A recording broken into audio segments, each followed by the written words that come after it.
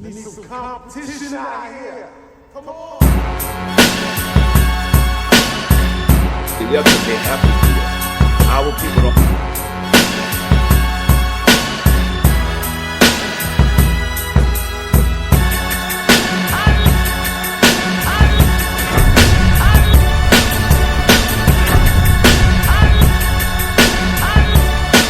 Dirk away because he could make a transition. Yeah. 4 or 5 years from now, and then you know what I'm saying. But for right now, a spade is a spade. He ain't the only one. It's a lot more of them that's completely toxic, you know, in the community. Indeed, well said.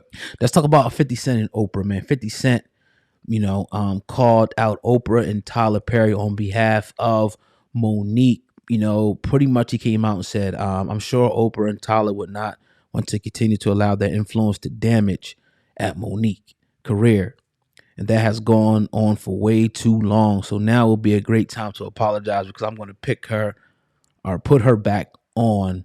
So he's pretty much talking about the fact that she was allegedly blackballed in the industry. First, tell me what you. I know you did a lot, Monique. Yeah, was she blackballed? And how do you feel about this? She was blackballed, 1,000%. For what? Calling people out, right? She was quote unquote problematic. Oh, got you right. They call about contract situations. She's negotiating money, thinking that she deserves one thing based off the body of work, and they're trying to put her under a certain bracket. That's right. It's a whole respect thing. And when she voiced her opinion about it, some people deemed her as problematic, and they also don't like the fact that she has a strong man sitting in her corner. And I don't know the exact details, and I don't know what that brother and how they're doing as far as negotiations, because we're not in those negotiations. But what it appears to me as, in a very feminine, very kind of, you know what I mean, kind of society that we live in particular in Hollywood, and when we're starting to see in Black Hollywood, they ain't like that brother sitting there. They ain't like her standing there under her man the way she was, being a strong Black woman, but also being submissive to her man as well, the leader of the.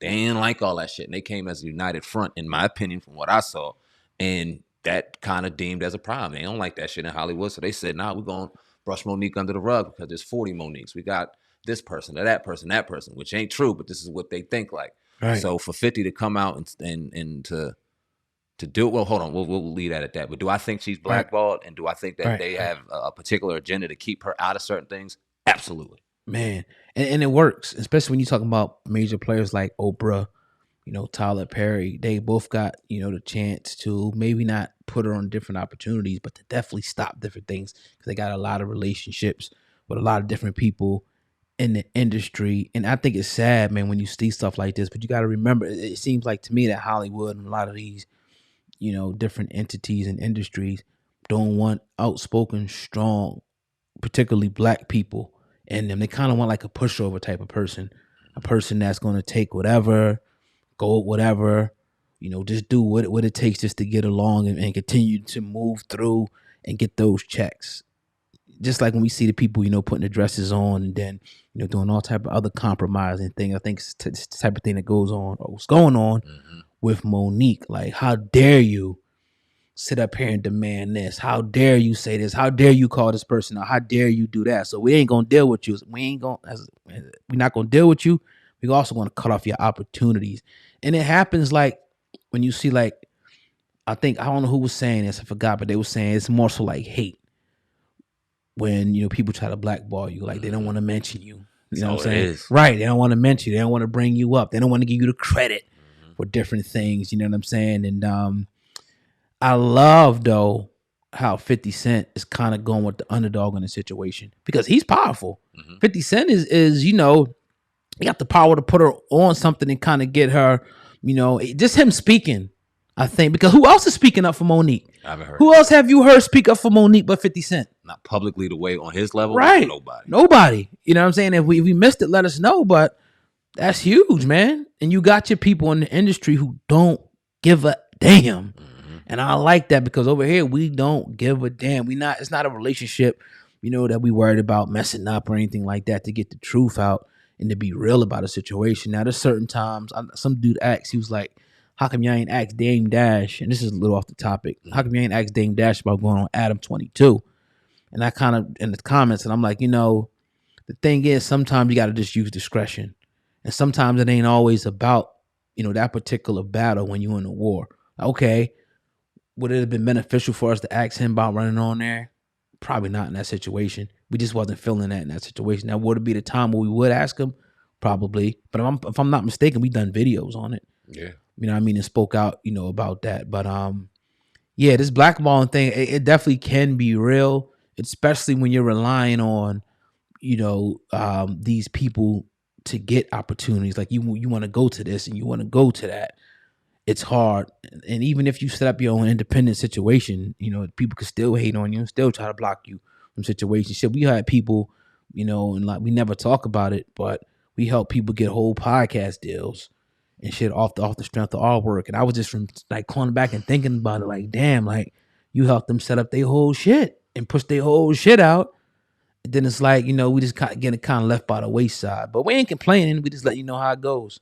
You know, and the thing is, a lot of people think that blackballing or like in a situation with Dame Dash, why didn't you call out Dame Dash? Sometimes it's not worth wrecking relationships over a soundbite, right? Right. It really isn't. And there's a difference between wrecking a relationship and speaking out for yourself and running the risk of being blackballed. Monique speaking out for herself is totally different than us maybe going. And we're not going to go here necessarily right now because of the respect of the conversation Right. and where it's going. Is that necessarily personal to us? Is it something that we have a conversation about on the daily? Nah. But you know what was something that kind of hit us hard? The fact that he went on and apologized to Leon Cohen and went and did his thing against Culture Vultures. And we asked him. That's why we asked him. Yep. You know what I'm saying? Because it was something that hit a little more. And it was something that was powerful. We appreciated his answer and then we moved on. You know what I'm saying? Things that kind of hit us a different way. We're asking that conversation. You got to understand the difference between knowing when to not wreck a relationship and knowing when to speak up for yourself. They're two totally different things. And in this game, as we're independent, ain't nobody running in here trying to sit on our platform. You don't see the baby running in here, this or that. And it's no disrespect to them. And we grinding and doing our thing, but there's no major backing behind us throwing these things out to people to make them come up on their joint. Right. So relationships that we gain in the industry with Dame Dashes, a Jay Princes, of Master P's, and Mark Cubans. That's real talk. Why would we sit back and go grab something for a soundbite like y'all think we love to do all the time? Why would we do something like that and wreck a relationship that we need in this independent game? You got to know how to play smart in this game, man. And Monique speaking up for herself and running the risk was a huge risk. But as a person, she had to stand on her 10 toes and know her value. And that's totally different than playing the game the right way. Nah, very, very well put, man. And I ain't got much more to say, you know, on that. Last topic, man. Let's talk about Mace. You know, he made a little song coming at Diddy. I guess it's called The Liberation of Mason Bethel. Now, Mace, shout out to Mace. You know what I mean? Shout out to Mace. We got little ties behind the scenes with Mace on a very small level. It seems like he don't want to do interviews and stuff, which is cool. He probably done like 100,000 of them in his whole career, but he continues to call out Diddy. What's going on with Diddy? Nobody likes Diddy.